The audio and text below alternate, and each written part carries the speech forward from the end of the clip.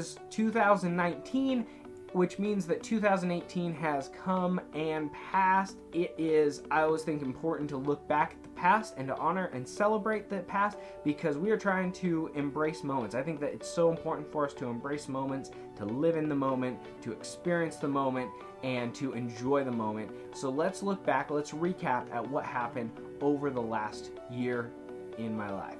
But first, coffee.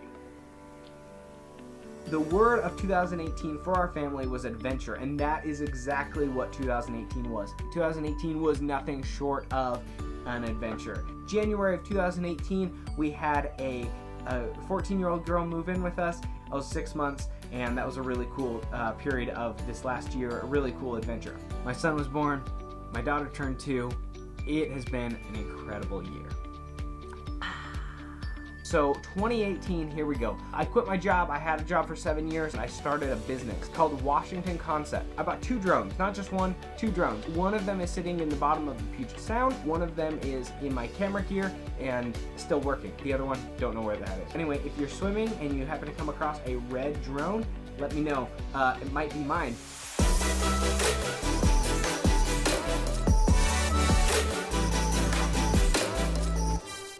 Got to go on some epic trips. We went to Seaside, Oregon, we went to Pacific City, Oregon, and we went and we played around over spring break. We got to take the truck, the camper, the bike, the paddleboards with us, and we got to play on the beach a little bit. I got to go to Nashville. I got to go to a conference called Story Gathering, and that is hosted by Harris III in Nashville, Tennessee. Absolutely incredible, really fun experience there. I've been dreaming and wanting to go for a few years. Finally got to go, and I will be going back this year. Actually got to go to an event about a month ago in San Diego, California, and it was called Best Year Ever Blueprint, hosted by Hal Elrod and John Berghoff. Just some incredible leaders, some industry leaders, amazing dreamers just to be around, and the culture, the environment that brings in is absolutely incredible. Our whole family, actually, we took a trip to Florence, Oregon. We took our quad to the sand dunes, and we went and we camped for a week on the sand. We go with friends. We had about 15 people at one point that were there hanging out at the sand dunes. It's just one big community campsite. We had so many people, we had so many toys, so much fun, so many stories from that. Just living out in the sand, no water, no electricity, super crazy adventure. But again, 2018, our word was adventure, and that's exactly what it was. We took the entire month of October and we traveled. We traveled for an entire month with 2 kids under 2 years old, and we traveled from Portland, Oregon. I was in a friend's wedding. Then we hit Medford, Oregon, and once we got to Medford, Oregon, we hung out with some friends for a few days. We met some new friends, did some video work for a gym that's there for a good friend of mine. Continued down the coast, got to LA. We took our 2 kids under 2 years old to Disneyland. 2 kids under 2 to Disneyland. We went to California Adventure one day. Disneyland, we enjoyed it so much, and I would absolutely recommend taking little ones. Disneyland does so much to honor parents and make sure that you feel welcome and accepted and included in everything. It was fantastic. Hi. You look very pretty. My little girl, she was a month away from turning 2 at the time. The day at Disneyland, she woke up at 6 a.m. and she took a 30-minute nap. But aside from 30 minutes, she did not go to sleep until 10 p.m.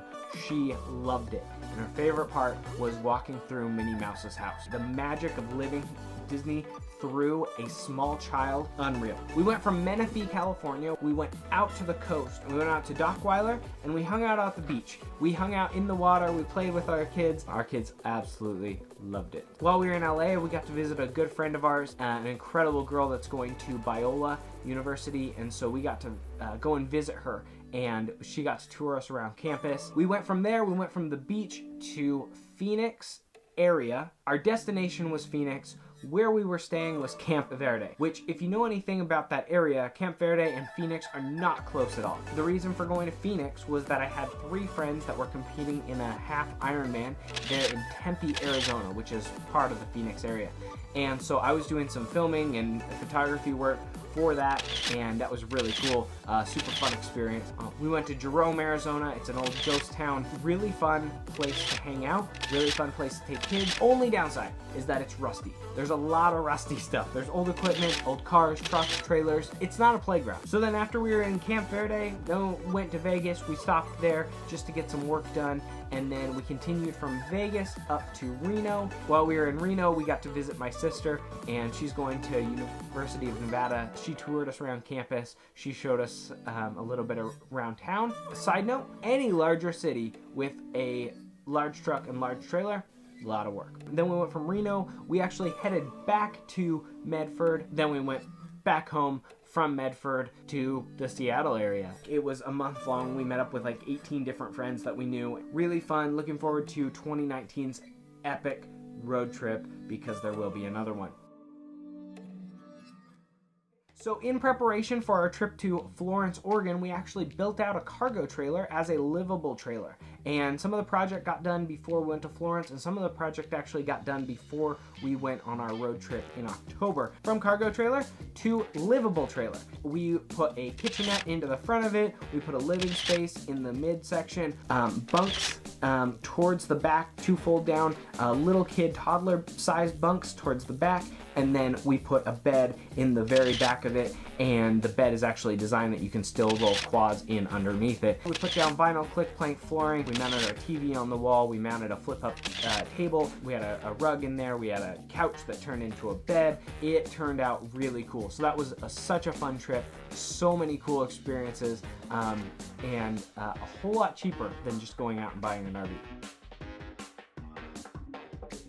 But ultimately, the most incredible part of 2018 was getting to spend time with my family and having the ability to do so.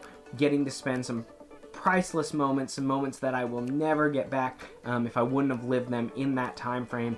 And my daughter is 2 now, and my son is 7 months old, and they are growing up. They grow up really quick. I know that people say that, and I wanted to cherish those moments because I was scared that that would actually happen, and it is actually happening. So embrace the moments that you have. Live the moments. Make 2019 the most incredible, the most epic series of moments that you can string together so that you have those to look back on. 2019, our word is elevate. So you'll have to see over this course of the year how elevate plays in. 2018, our word was adventure. 2019, our word is elevate, and that's what we're taking. That word we're taking into everything that we're doing, and we are applying it. I mentioned at the beginning of this video that I started a business at the beginning of 2018, and if you're interested in hearing more, check back next week.